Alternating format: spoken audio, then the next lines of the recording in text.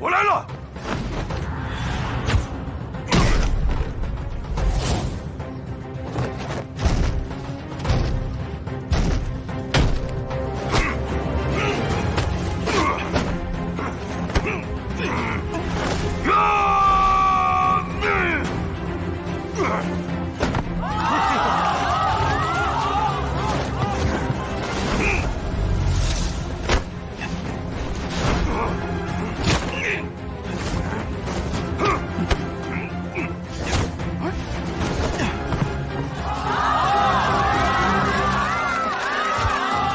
是你摔我呀！摔跤我确实不会，以拳脚之灵巧对你的教术太不公平，你我还是不比了吧。你说什么？你个打拳的看不起我摔跤的？今天我要是输了，就亲手撕了那面谁教的旗子！呀！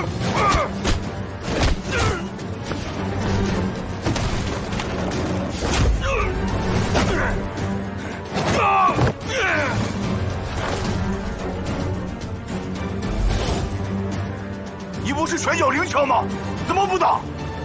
这是在我的精武门门前，怎么着我也得让你几招。我让你狂！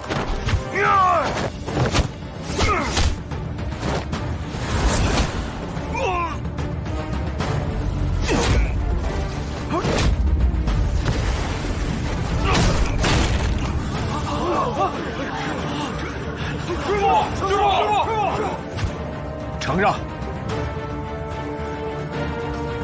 用不着你扶我。师傅，师傅，让开！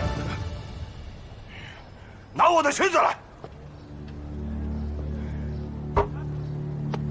壮士何须如此？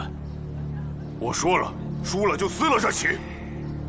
这旗上写的是“神交”二字，意思是摔跤无人能及。你我二人比的并非摔跤，况且拳脚与教术的规则大相径庭，故而没有胜负之分。你又何必撕掉这面旗子呢？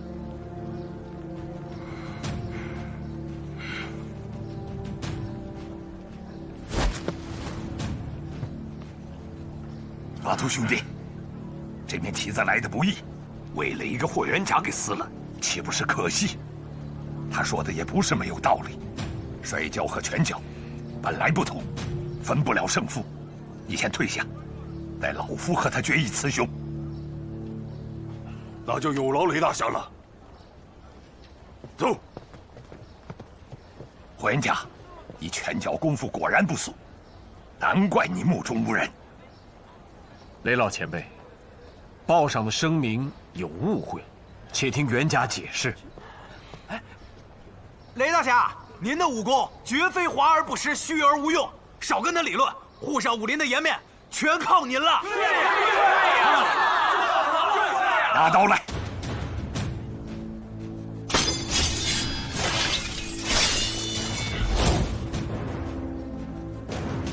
雷某虽然以八卦掌闻名，今日却和你兵器相见。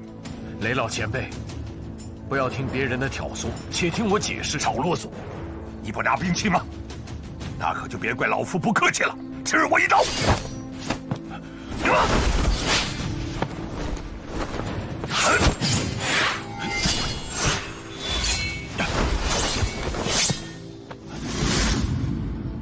你还不拿兵器？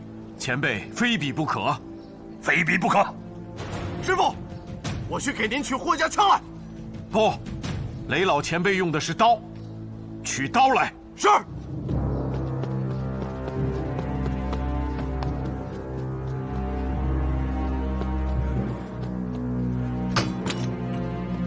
哎，刘振生，不是说好了比划拳脚吗？怎么还动起刀枪来了？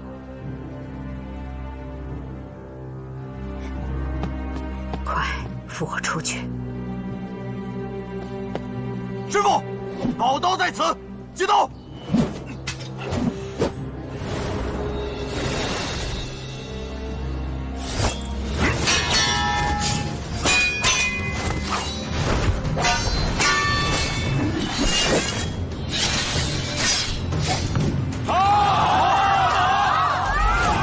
文家，我已攻出10刀，你为何不还手？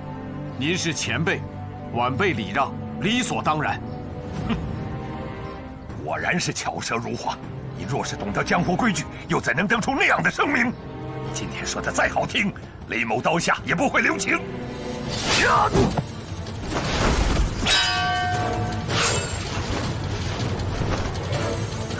怎么样了？娘，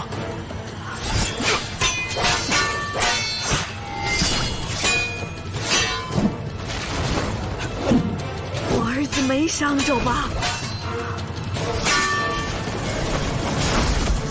住手！雷老前辈刀法不凡，袁家甘拜下风了。霍元甲，你想用这种方法羞辱于我？雷门，元甲，母亲大人是来给你助威的。他老人家说了，既上擂台，专心应战。霍家是武林世家，你可不能给祖上丢人呐。对，元甲，你以1敌3，已胜2场在先，这一场只要专心比，无论胜负，你都已经升镇上海滩。好。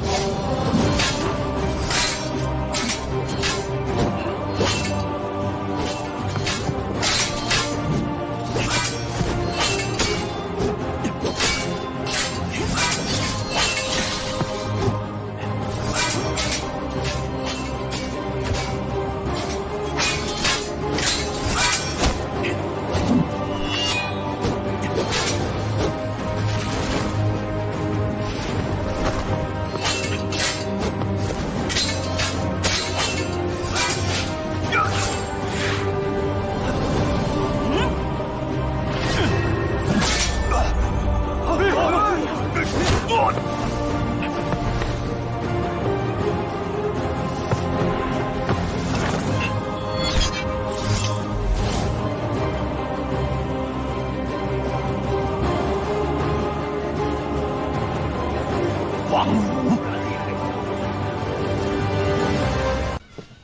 师傅，来了位贵客，看着派头像是武林前辈，说是来道喜的。哦，我这就来。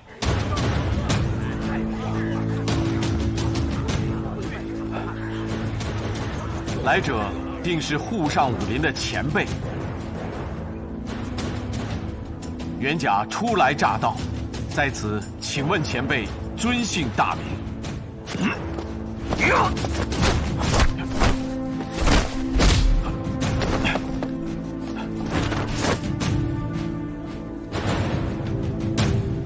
老头儿，你不是来道喜的吗？怎么还动起手来了？哎，大友，刚才这位前辈是在试探为师的武功呢，不得无礼。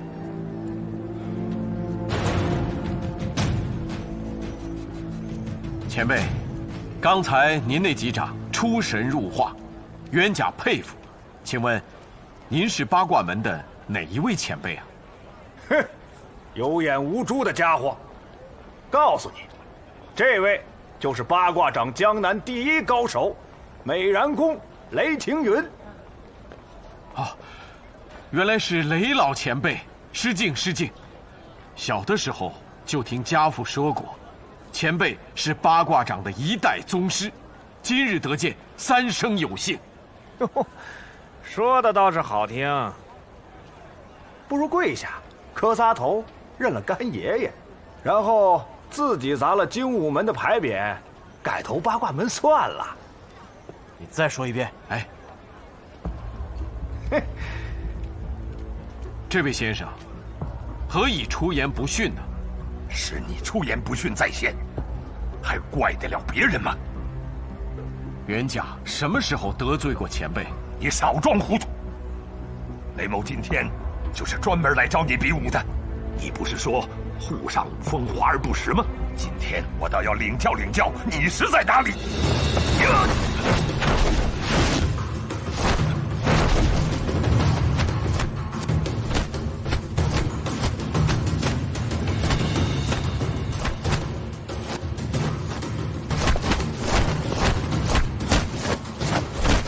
且慢，前辈，您的指责让袁甲如坠云里雾中，不知是受了何人的挑拨。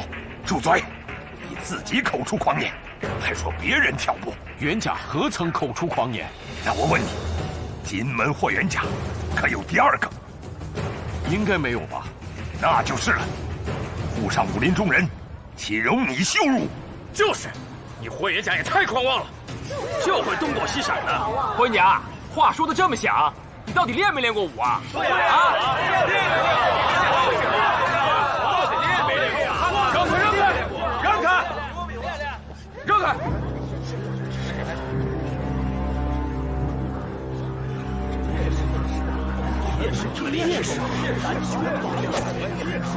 霍元甲在哪儿？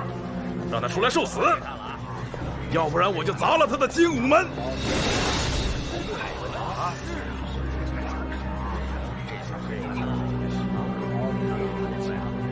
你就是霍元甲？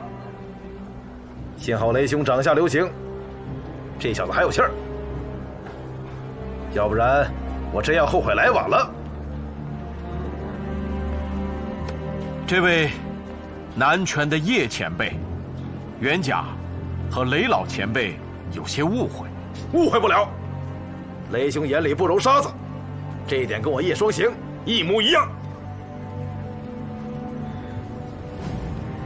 雷兄年长，先在一旁观战，待我先打折他的3根肋骨。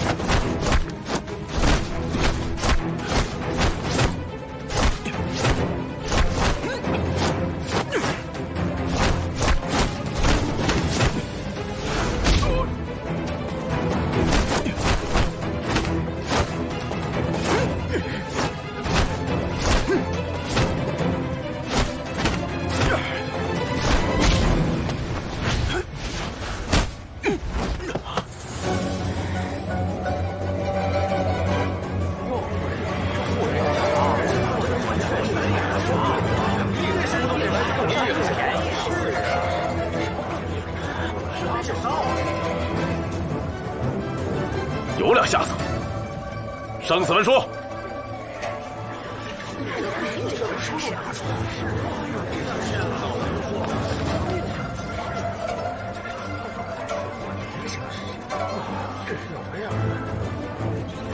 看见了没有？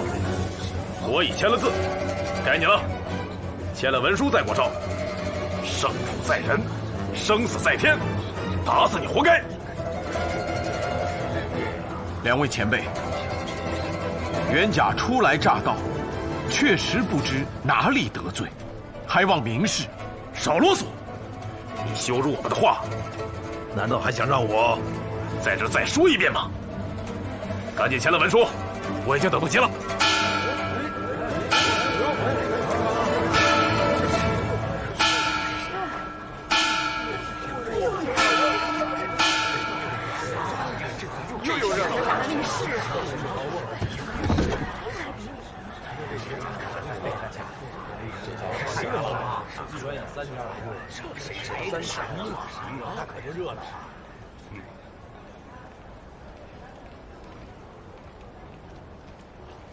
请这干啥？多此一举！你们让开，看我把他摔成肉泥！诸位，袁甲初创精武门，确实未曾逐一登门，虽然有礼数不周之嫌，但以登报声明，也算拜了沪上武林诸前辈的码头。你们又何以如此为难霍某？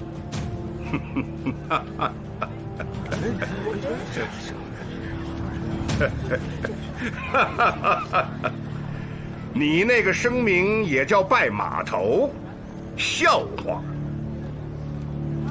荣先生，荣先生，荣先生，哎，就连荣先生都来了。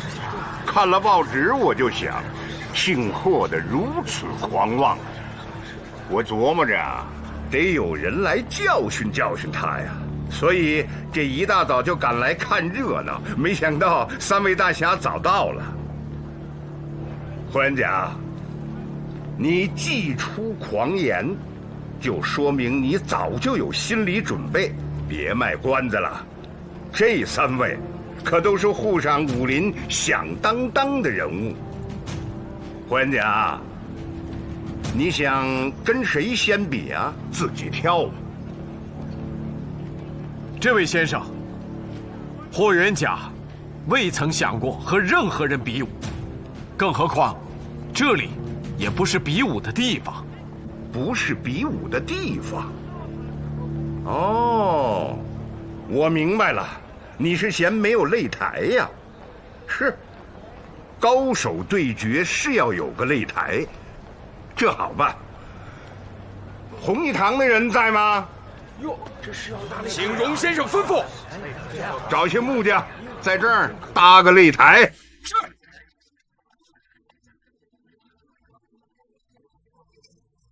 今天是精武门的开张大喜，霍元甲不想比武。不想比武。哦，明白。上海滩我们最讲究腔调，今天是你的好日子，万一把你打死了，那多难看呢。我说，3位大侠，给我荣某一个面子，延缓1天啊！待明天擂台搭好了，在这个擂台上再好好教训这个乡巴佬。就是龙先生。好了，大家都散了吧，明天再来看热闹。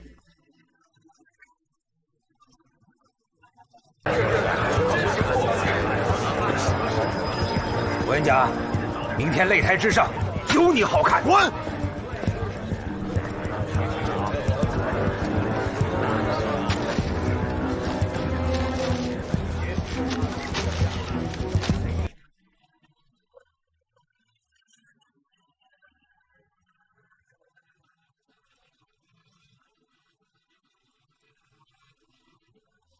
龙进孙何在？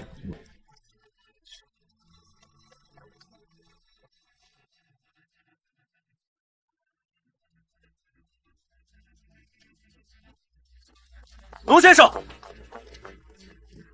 师傅让我和大师兄到处找你，就是找不到。你到哪儿去了？大友，你小声点，我够着急的。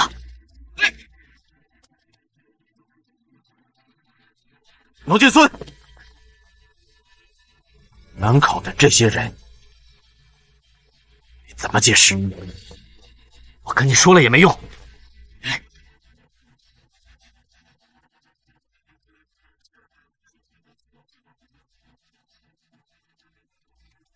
你干什么？你干什么？假惺惺的跟我师傅说来上海大有可为，却在报纸上登这些，你要害死我师傅吗？我是袁家的结义兄弟，你应该叫我师叔，你没资格教训我，没资格教训你，我打你！刘振生，你师傅已经够着急的了。农先生是自己人，这时候绝不能起内讧。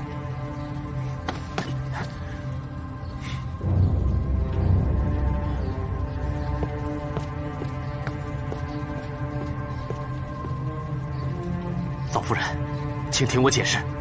袁甲等候你多时，你还是跟他解释吧。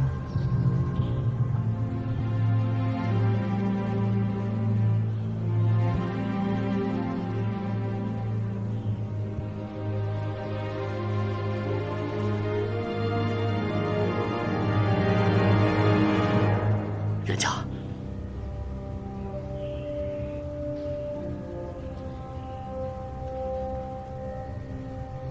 你究竟意欲何为？你跟我走。去哪儿？海上新报。你不亲自跟我去报馆，这件事情我解释不清楚。你想说，这字斟句酌的精武门创立声明，不是你妄自改动的？当然不是。那这报纸上刊登的内容是怎么回事？这件事情，报馆的总编应该最清楚。一早看到报纸，我就吓坏了，连忙赶到报馆找他们理论。可是等了大半天，也没等到那个姓曹的总编。报馆的人说，他熬了半夜改稿子，回家睡觉去了，要午后才到报馆。我怕精武门出乱子，就想先回来看看。袁家，你跟我一起去报馆，亲自查个明白。这件事情太大了，我不想在俩心里记上疙瘩。什么呀，师傅，您不能跟他去，他居心叵测，别再设好什么圈套等着您呢。对，师傅，这个姓农的已经害死了3师兄，师傅你不能再信他。大友，你知道的，阿发是我的亲外甥，是我在这个世界上最亲最亲的人了。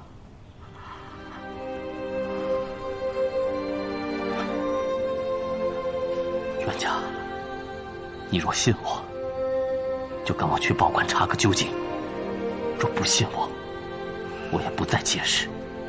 就算你我今生从未相识。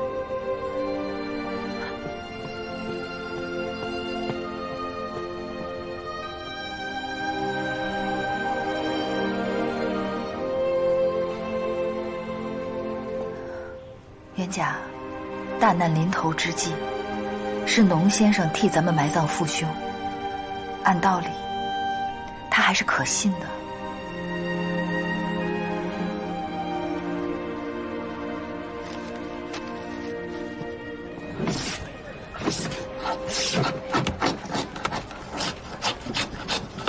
大家抓紧干啊！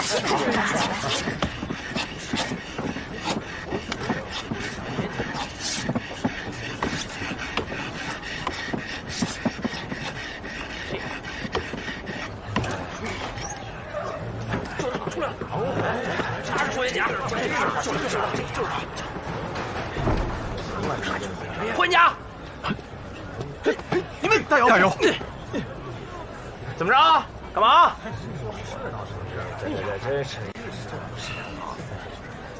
师傅，我们陪您去。不用，把门插好，无论谁捣乱，都不准开门。没意思。对呀。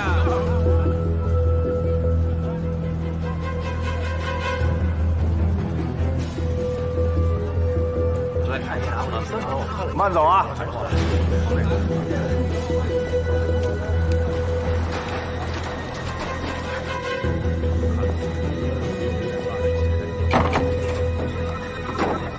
我要见你们曹总编。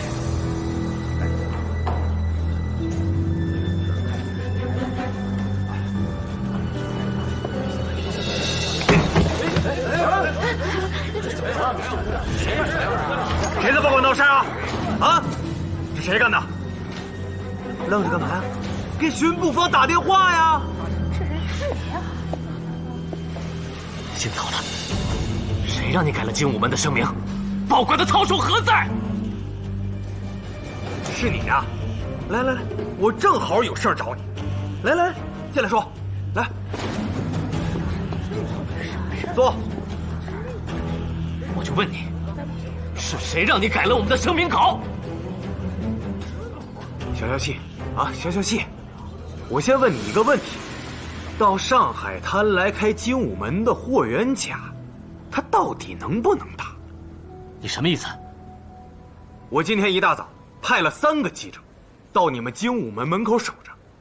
八卦掌的第1高手雷霆云、南拳王叶双行，还有神蛟巴图，他们3个能凑到一起，这本身就是个大新闻呐。更重要的是，连荣先生都惊动了。可这霍元甲，他为什么不打呀？他只要一打，报纸明天的销量能翻一番。要是能打死一个，能翻2番。你是为了卖报纸，就改了我们的声明啊？实不相瞒，这个小报最近销量一直在下滑，这个报馆就快办不下去了。幸好有你们的声明，你知道吗？今天的报纸多卖了800份，800份呢！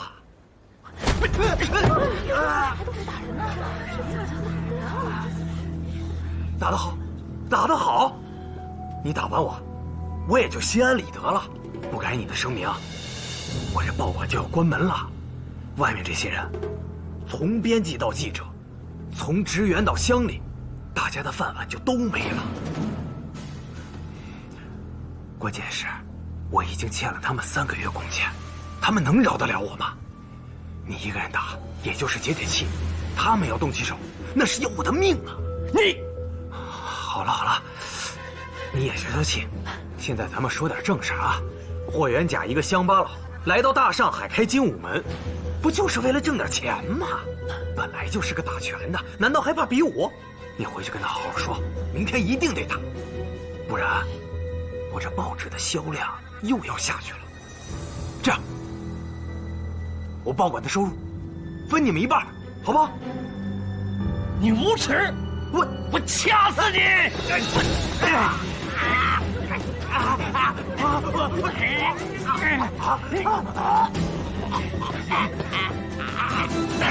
孙，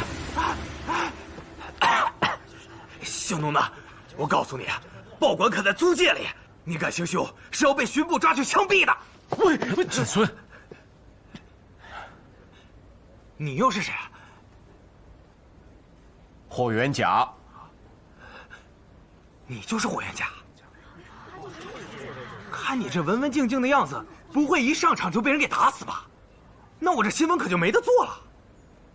道义有道，姓曹的，你连贼都不如。我，金孙，咱们走。一定要让他打啊！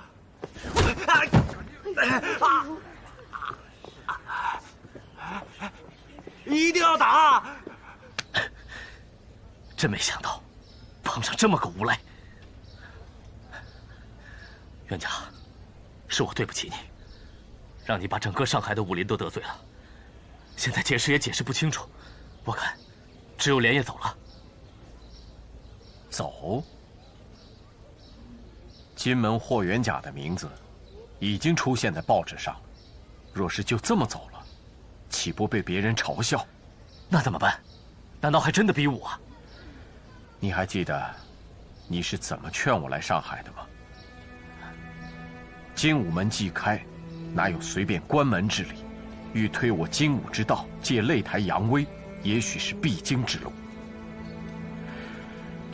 有些事，有些人，躲是躲不掉的，就像阴司。元甲，你变了。你不是说我来上海滩大有可为吗？奋进的人生，自当轰轰烈烈。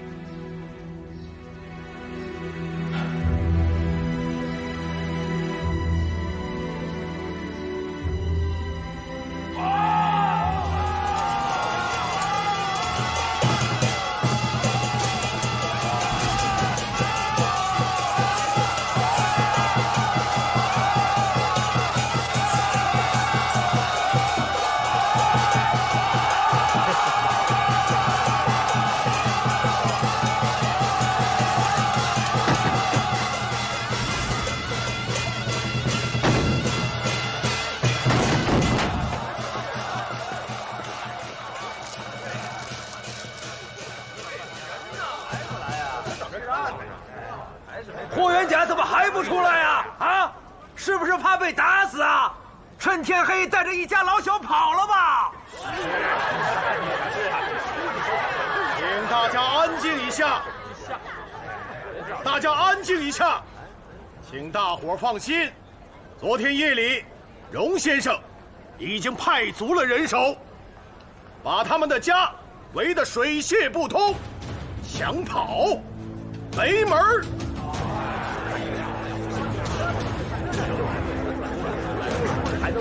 荣先生，这个霍元甲，昨天我见到，根本就不是这3位爷的对手，怕就怕一个回合就被打死了。那咱们的新闻就没得做了。总编有什么好主意？我们的目的是利用这次比武啊，把报纸的销量给推上去。要做到这一点，报纸就要有名，对不对？对，报纸要有名，总编要先出名，对不对？对啊，对。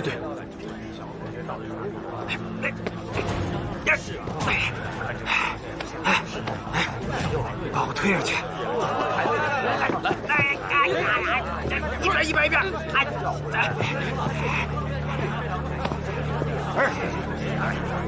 你上来干什么？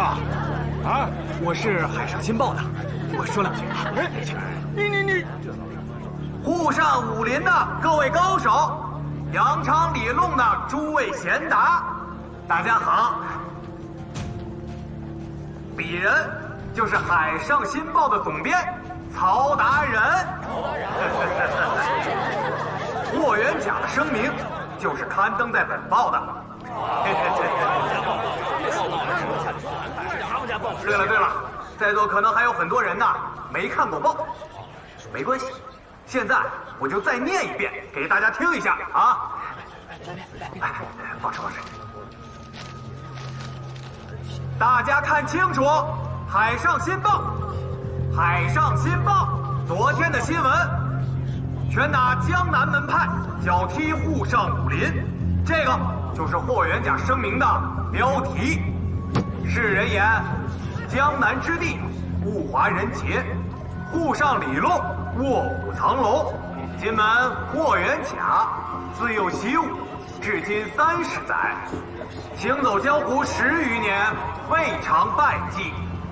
今初来贵地，开精武门于闸北，继承武林，当见拳脚，共处江湖，必有刀枪。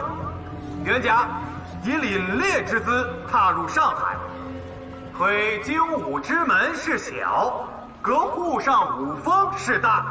沪上武风何也？华而不实，虚而无用也。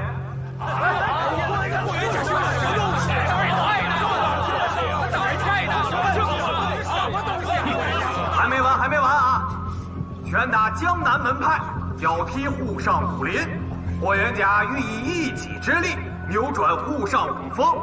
今日广布，若有异议者，铁拳以待。今门霍元甲。霍元甲太狂了，让他出来！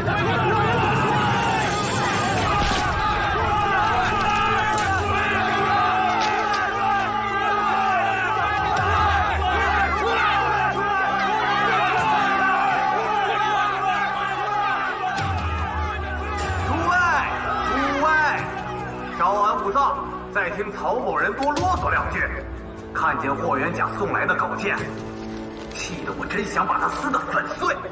可后来我又一想，如果我不把他登出来，霍元甲这个乡巴佬是不是就会以为咱们上海滩没人呢？今日之比武，本报将以追踪报道的方式，奉上相应的照片以及文字，以响海上新报的忠实读者。海上新报，我怎么没听说过？哦，这是一家快要倒闭的小报。昨天刊登了霍元甲的声明之后，报纸多卖出几百份啊！哼，我说呢，这个主编这么卖力气。哎，你费了半天的劲。就是想卖报纸啊！这霍元甲什么时候出来啊？就是这样，为了防止霍元甲做缩头乌龟不出来，大家跟我一起喊，让他出来应战，如何呀？霍元甲，别当缩头乌龟，出来应战！霍元甲，出来应战！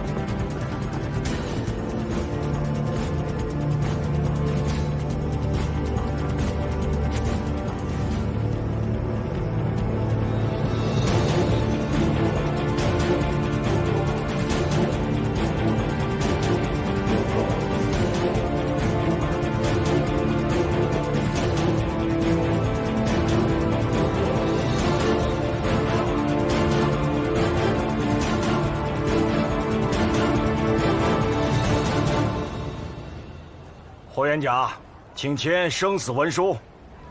既是比武，点到为止，既分输赢，又何必签生死文书？那可不行！你没看见我们都签了吗？我巴图这可是破例，就是把你摔死。你媳妇告我讹我的银子。霍元甲，我3人都已签了生死文书，你若不签，便跪下，挨个叫爷爷，不比也罢。哼，姓霍的，你自谓以凛冽之姿踏入上海，挑起今日事端，现在擂台已经摆下，你却临阵退却，真是缩头乌龟。除非你在擂台之上学乌龟爬上3圈，雷某便饶你不死。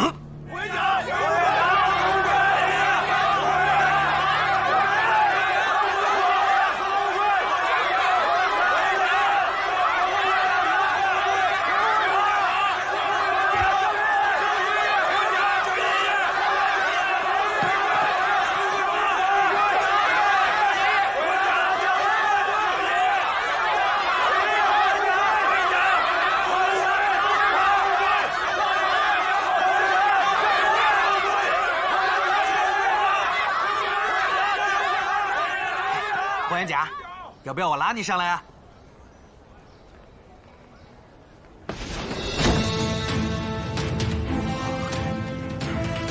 哎，看来不是吹的，练过呀！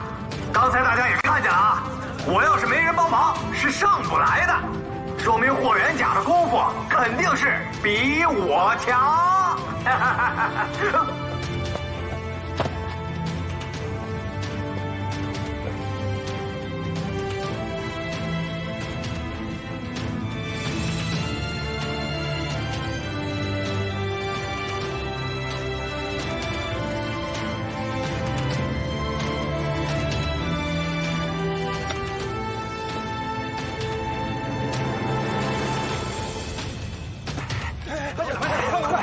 你！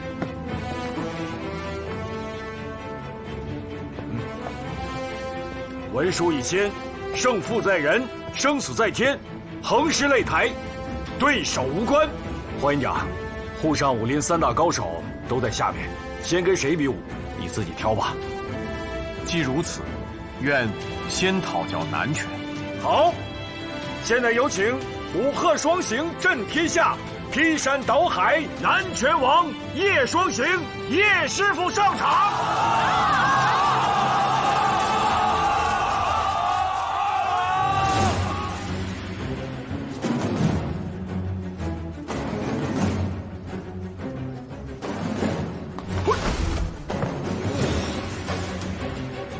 各位，这位叶师傅可是响当当的人物啊！10年前受咱们武林大会之邀，从广东来到上海，压着这个虎鹤双形。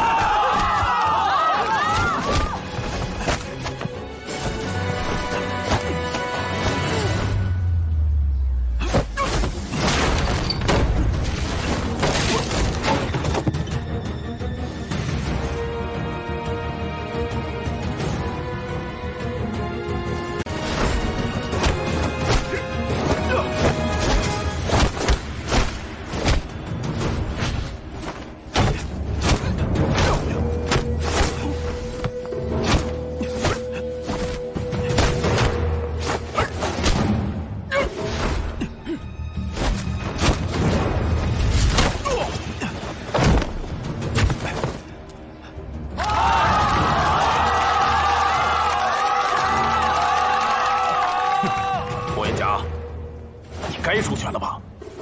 好，那我就恭敬不如从命。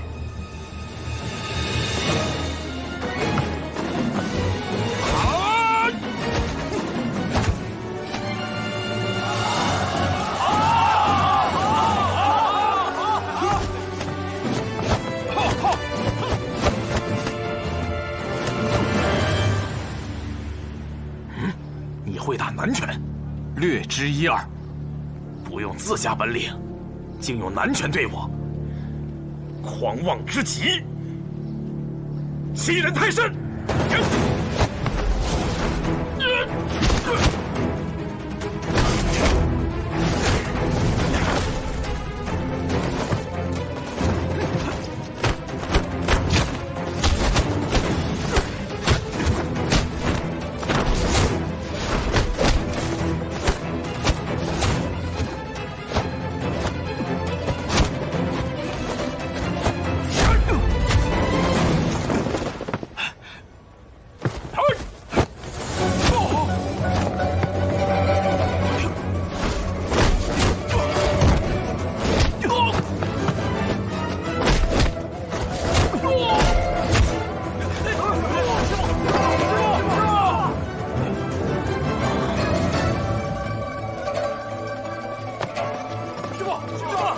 叶师傅承让了。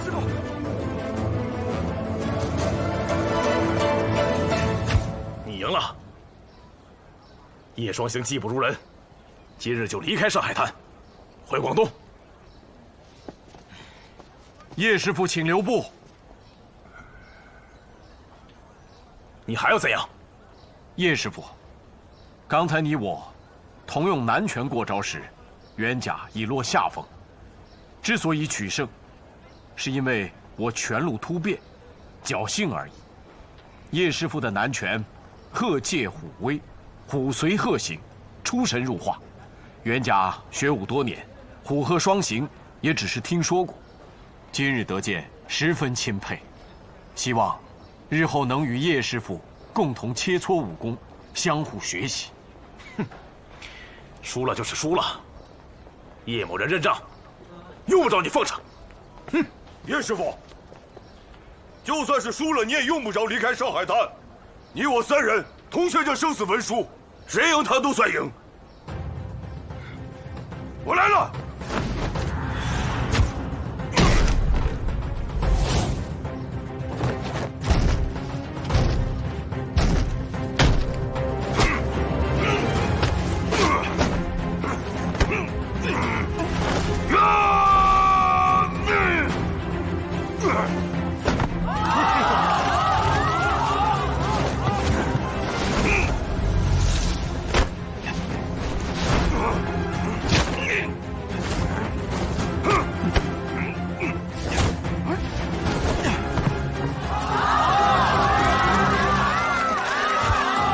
是你摔我呀！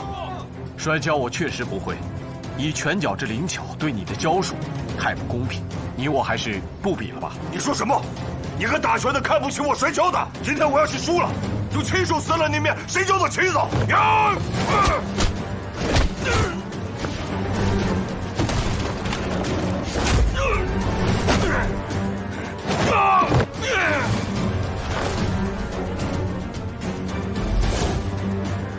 你不是拳脚灵巧吗？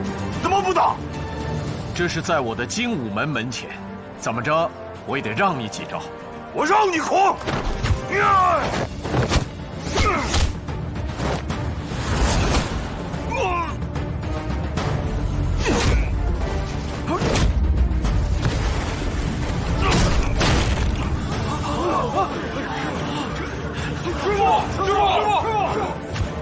承让。用不着你扶我。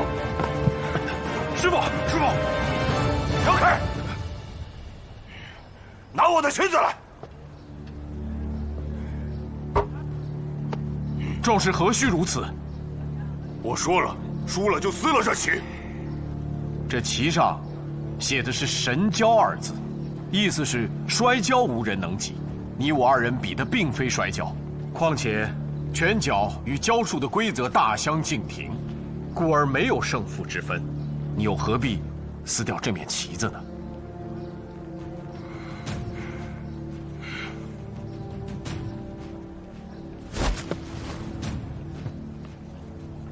阿图兄弟，这面旗子来的不易，为了一个霍元甲给撕了，岂不是可惜？他说的也不是没有道理，摔跤和拳脚本来不同，分不了胜负。你先退下，待老夫和他决一雌雄。那就有劳雷大侠了。走。霍元甲，你拳脚功夫果然不俗，难怪你目中无人。雷老前辈，报上的声明有误会，且听袁甲解释。哎，雷大侠，您的武功绝非华而不实，虚而无用，少跟他理论，沪上武林的颜面全靠您了。拿刀来！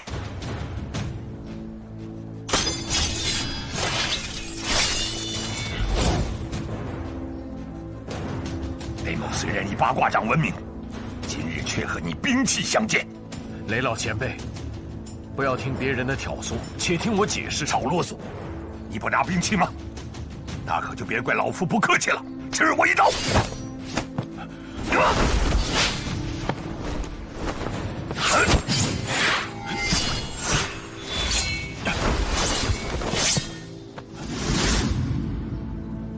不拿兵器？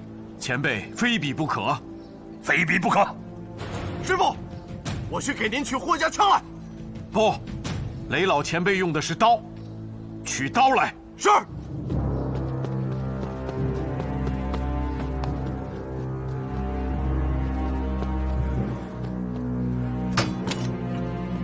哎，刘振生，不是说好了比划拳脚吗？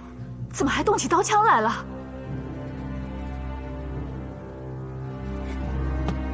快扶我出去！师傅，宝刀在此，接刀！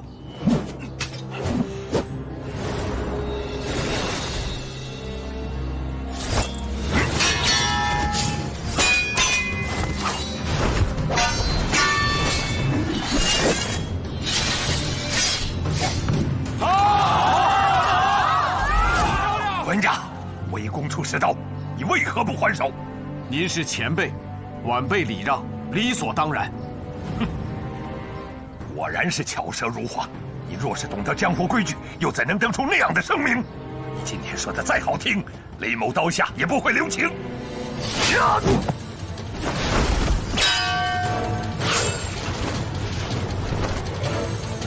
怎么样了？娘。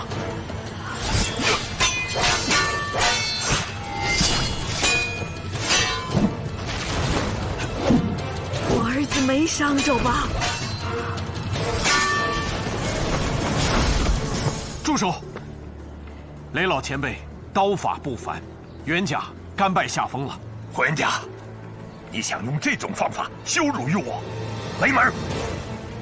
袁甲，母亲大人是来给你助威的。他老人家说了，既上擂台，专心应战。霍家是武林世家，你可不能给祖上丢人呐。对，袁甲，你以1敌3，已胜2场在先，这一场只要专心比，无论胜负，你都已经升镇上海滩。好。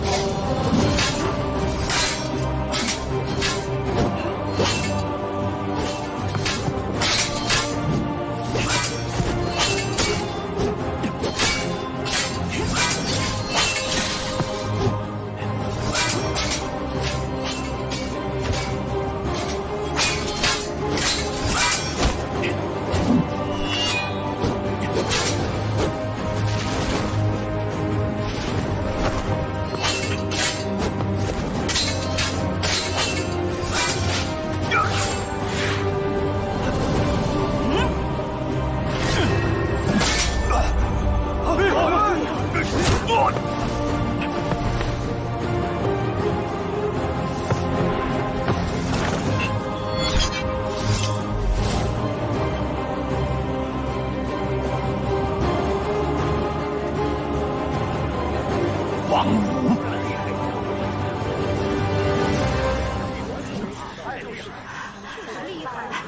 娘，霍元甲，你手上这把刀从哪里来的？义兄遗物，已跟随我多年。大刀王武是你义兄？正是。怎么可能？你这后生晚辈，王武怎么会和你结义呢？霍元甲说的没错，戊戌年，大刀王武与金门霍元甲8拜结交，京津一带无人不知，只是大江阻隔，消息没传到上海而已。大刀王武，刀不离人，人不离刀，他已故去多年，宝刀为何没随他下葬，却在你的手里？庚子年，王武横遭不测，是霍元甲在洋人的枪口下，与京城朝阳门抢回王大侠头颅，才使得老英雄得以全尸安葬。可惜下葬时并未找到宝刀，后由王武友人相赠。元甲得刀后，便欲重新开棺，使其人刀合葬。我们劝他留刀于世，也是希望这口刀所代表着王武的浩然正气，可以长存人间。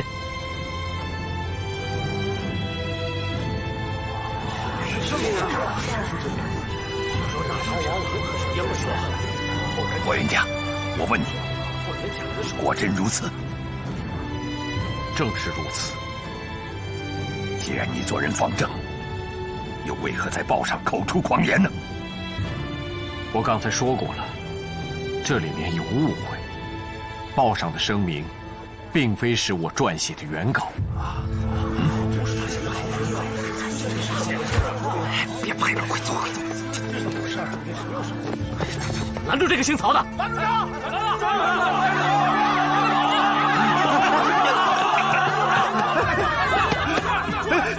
这里头一定是有什么误会啊！所以烦劳你这个大总编到擂台上，当着上海百姓的面，把误会说清楚。说清楚，怎么回事？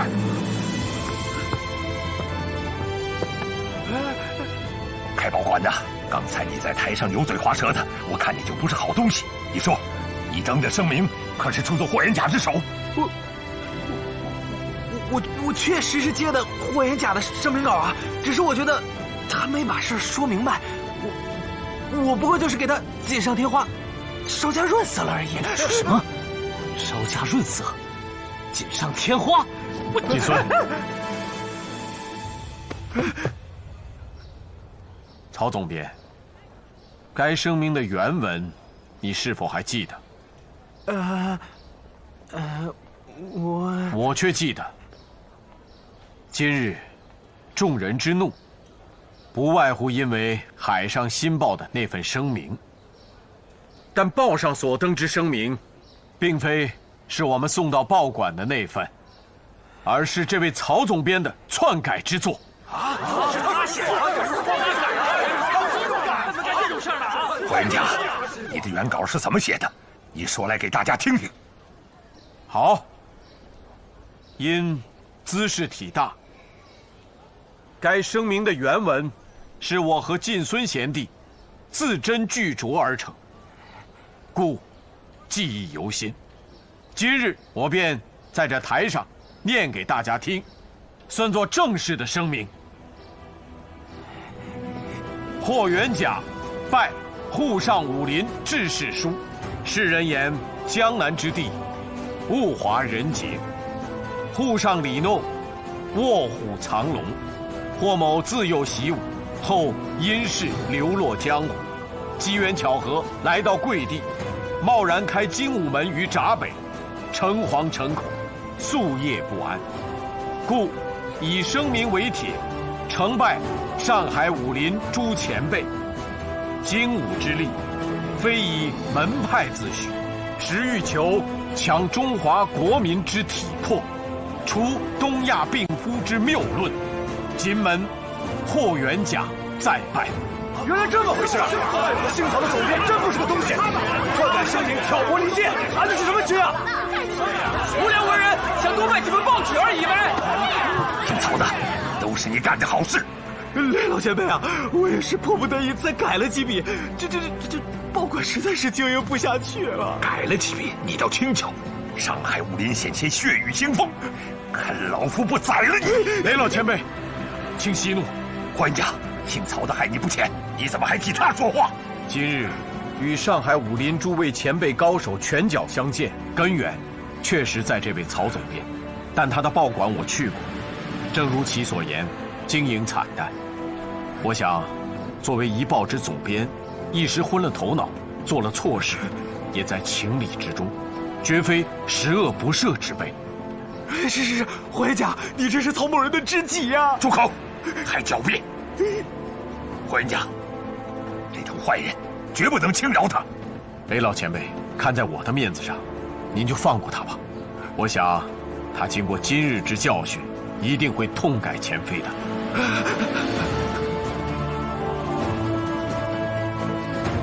滚！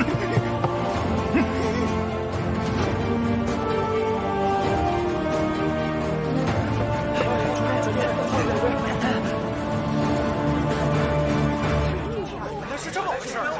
哎呀，这霍元甲人还不错呀，人还不错呢。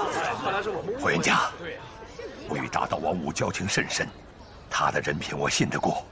你既然是他的结拜兄弟，你的人品我信了。多谢雷老前辈。上海武林这么多英雄，竟都听信了一个小报的胡编乱造，险些酿成大祸，惭愧呀！雷老前辈，您千万别这么说。诸位，此事容某人也有过错，在不明真相的情况下，就在这儿搭了擂台，有失礼数啊！霍叔，见谅。不敢。你初到上海就闹出了误会，正好今儿啊，来的人多，霍师傅有什么话想对大家说，借此机会尽请直言。多谢荣先生，袁家没什么要说的了。哎，别呀，你来上海开武馆，不是有很大的抱负吗？今天的机会可难得呀。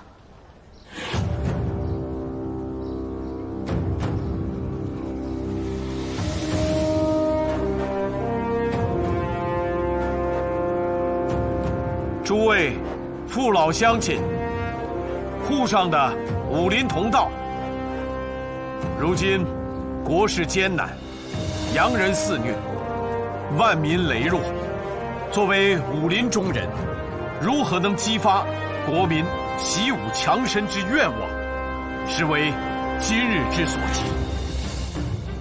袁家以为，只要习武成为民众之习惯，身强体壮的人多了，东亚病夫的帽子自可摘除。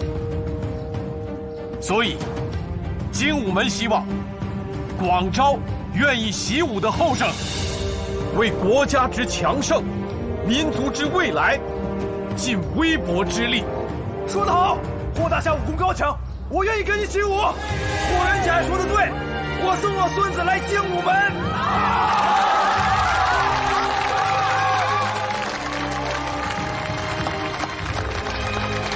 霍元甲，不，霍大侠，我们海社金报愿意为精武门免费登1个月，1个星期广告。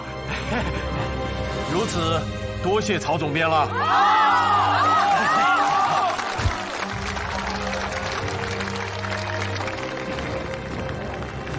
荣先生，今天霍元甲算是出尽了风头，其他武馆交行的生意怕是不好做了。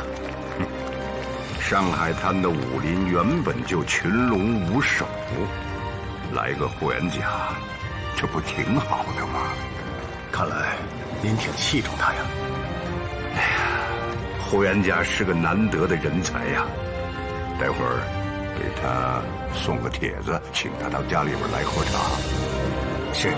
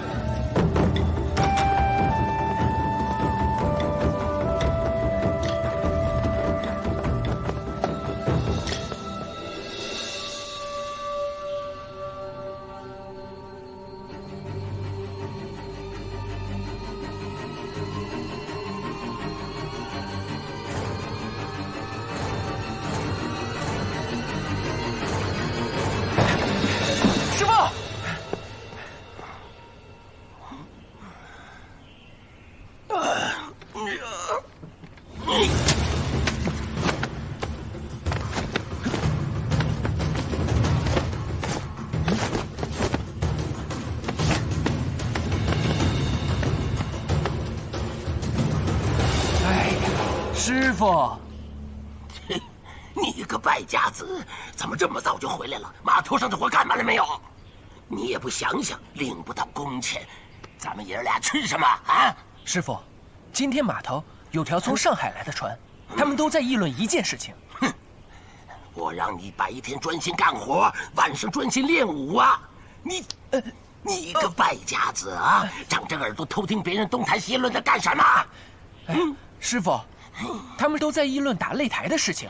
有个人开了个叫精武门的新帮派，连续打赢了3位武林高手，名震上海滩。切，上海哪有什么高手？还精武门，这帮派名字就不吉利，长不了。不要理他了。哎呀，饿死了。开精武门的人叫霍元甲。什么？你再说一遍，精武门是谁开的？霍元甲。可是从天津来的。没错，报纸上写得很清楚，金门霍元甲。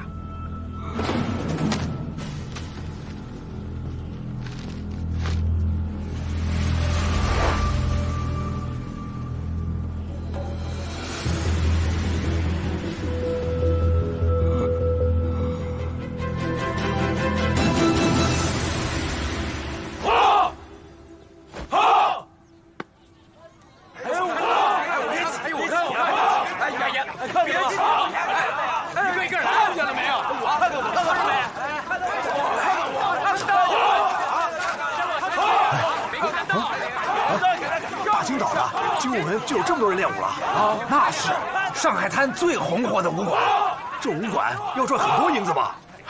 不要看着眼馋啊，人家师傅厉害，金门霍元甲霍大侠，上海滩没对手的。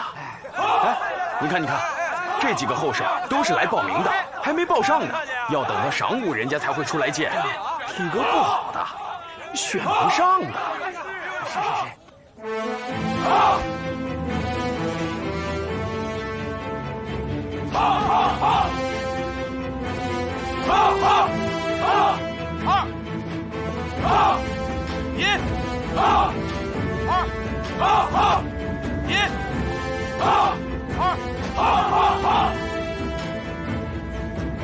师傅走，师傅走，大家走，继续。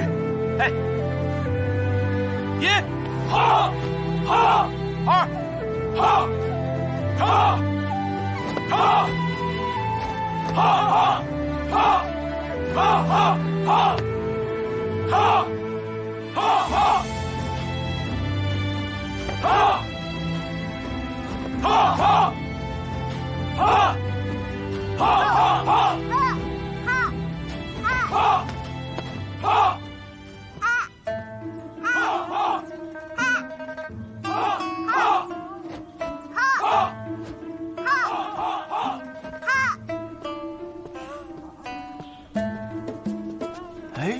怎么了？娘，被我爹发现了。我早就跟你说过，你爹是不会让你练武的，你就是不听话，惹你爹生气了吧？没生气，我也从来没说过不让东爵练武啊。是因为习武，我惹了不少祸，但我不后悔。没准等东爵长大以后，我们这个国家人人都体格强健，我可不能让东爵落于人后啊。娘，我爹让我练武，我要去练。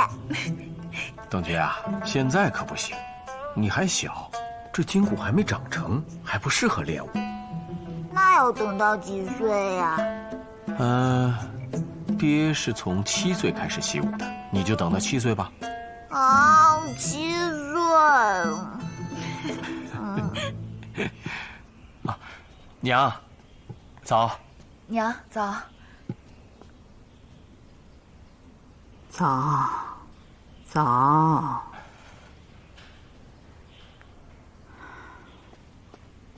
哎，开饭了，开饭了！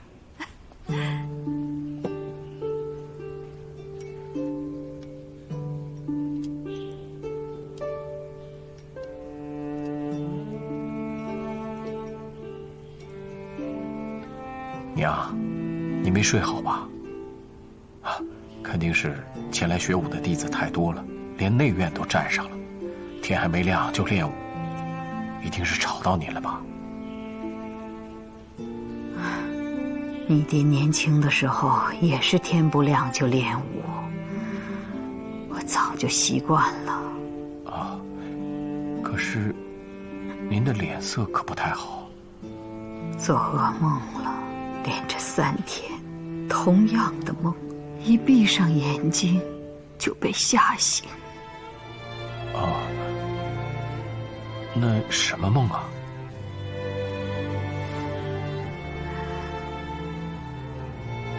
梦见我儿子在擂台上和别人比武，被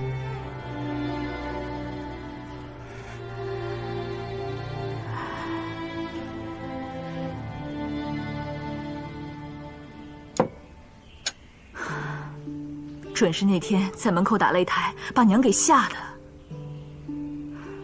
兄弟，你武艺强，娘跟我都知道。可来的那几个人，他也是如狼似虎。你说他万一要是不守规矩一起上，那你不是又吃亏了吗？毕竟我们一家人来到上海滩，人生地不熟，不是？你要是有个3长2短，你说这一家子，娘，还有3个没长大的孩子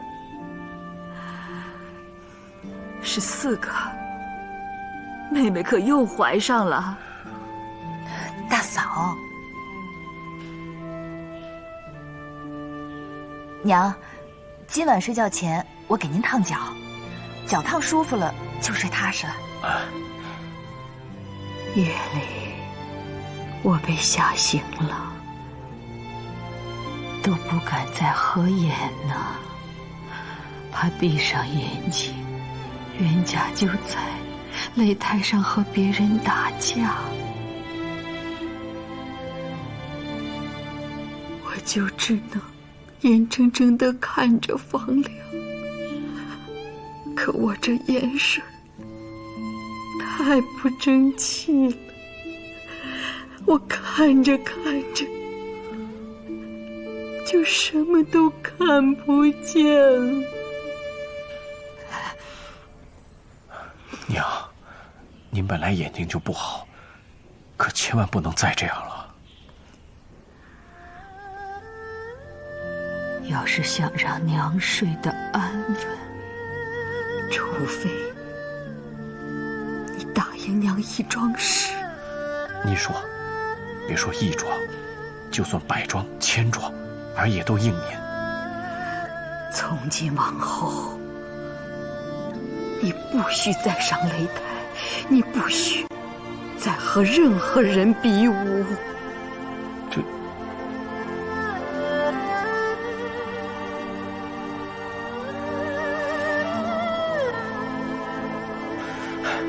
娘，您放心，儿答应您。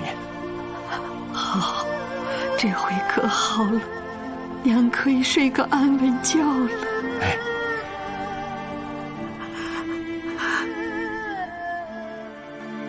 加油！加油！加油！加油！加油！加油！加油！加油！加油！加油！加油！加油！让开！加油！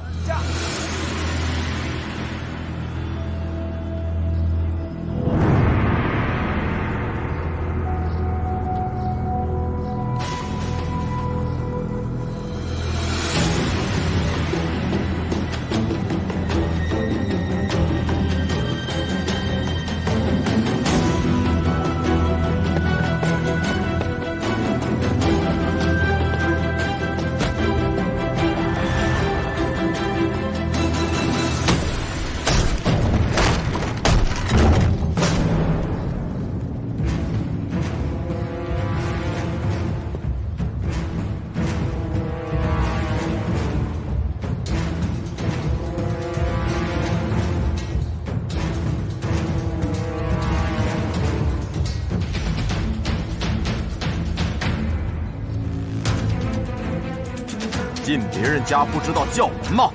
学武得等到晌午才能报名。你是霍元甲？你谁呀？小小年纪竟然敢直呼我师父的名讳！哦，原来是霍元甲的徒弟啊，也敢教武功骗钱，丢人现眼！你说什么？怎么回事？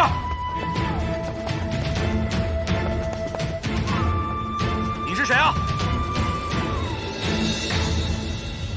在下霍门大弟子刘振生，敢问这位壮士，尊姓大名？无名小辈，不配知道我的姓名。你们开的武馆叫精武门，对吧？那就叫霍元甲出来，我看看他的武功到底有多精。存心来捣乱的是吧？看我怎么教训你！大妖，我是大师兄，教训他，我来。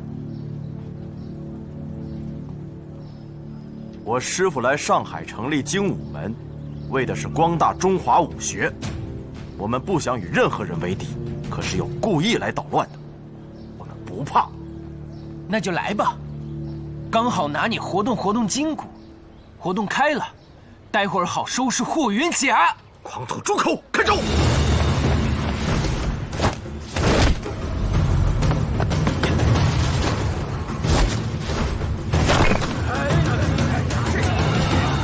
没见过事儿呀，可以练过，够厉害的，年纪轻轻就会做了，没看出来啊！呀！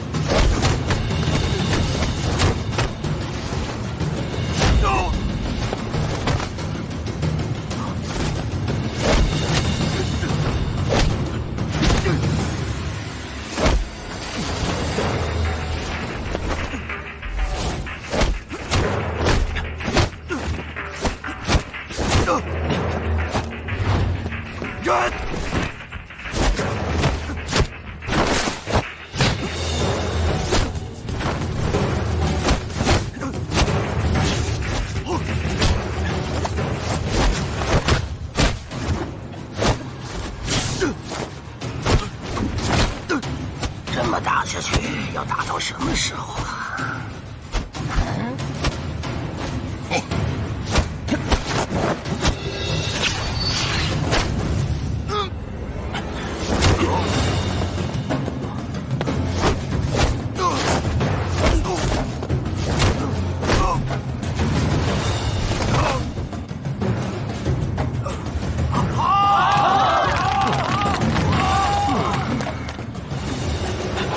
师傅，有人来捣乱，大师兄跟他打起来了。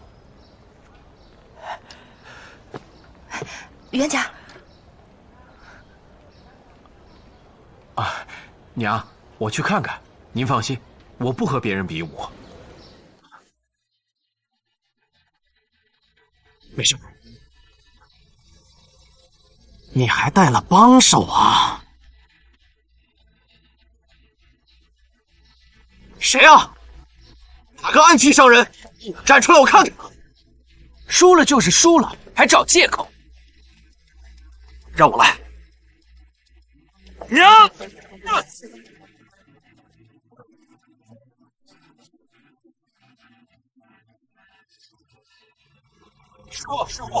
师傅，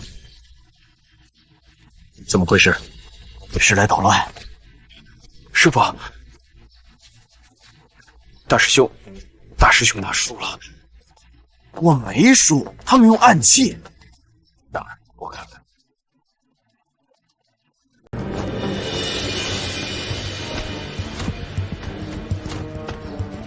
师傅，这小子不是一个人来的，有帮手。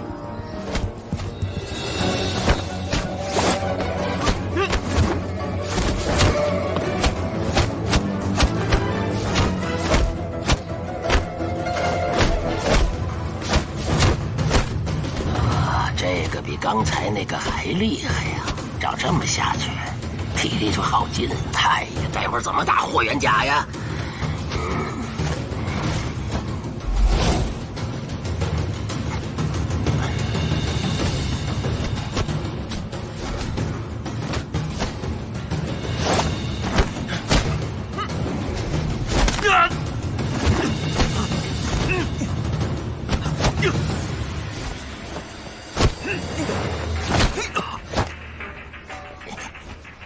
我虽然与他过了招，但没看出来他使的是哪门哪派的拳法。此人学艺很杂，应该拜过很多师傅。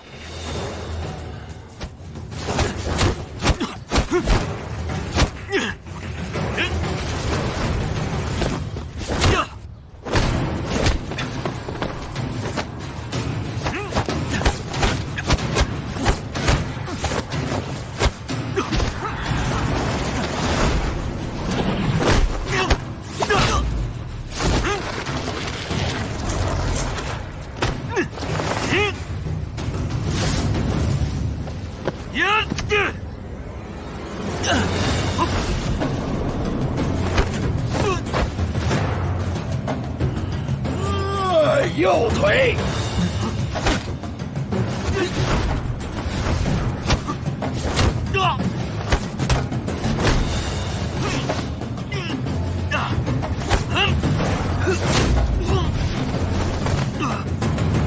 大友，大友，切磋武功应点到即止。你输了。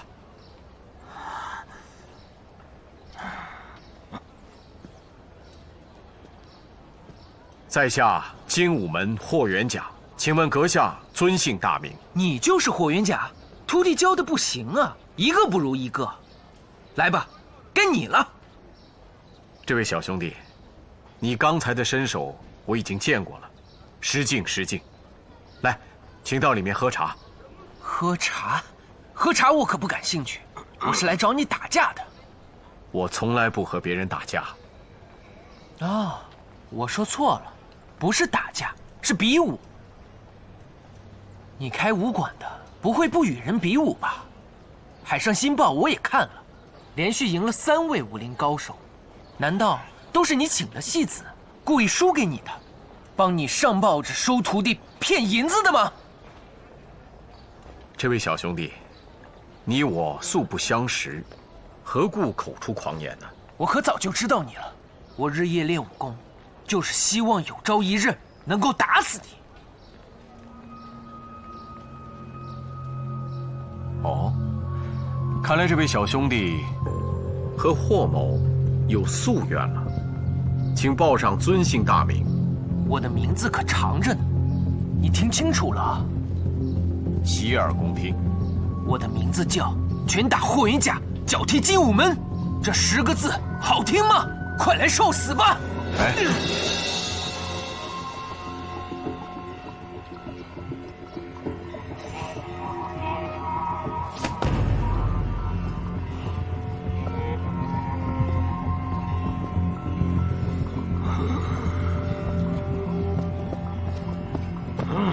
前辈大驾光临，有失远迎，请恕罪。前辈，我只不过是个叫花子。我的徒弟许大友半个月前练功伤了右腿，经过医治后，已经好得差不多了。若不是精通武学的前辈，又怎么能够看得出来啊？名不虚传呐，霍元甲。哎，徒弟啊，你跟他打的时候可得多当心呐。师傅，你放心吧。霍元甲，别再婆婆妈妈的，赶快过来受死！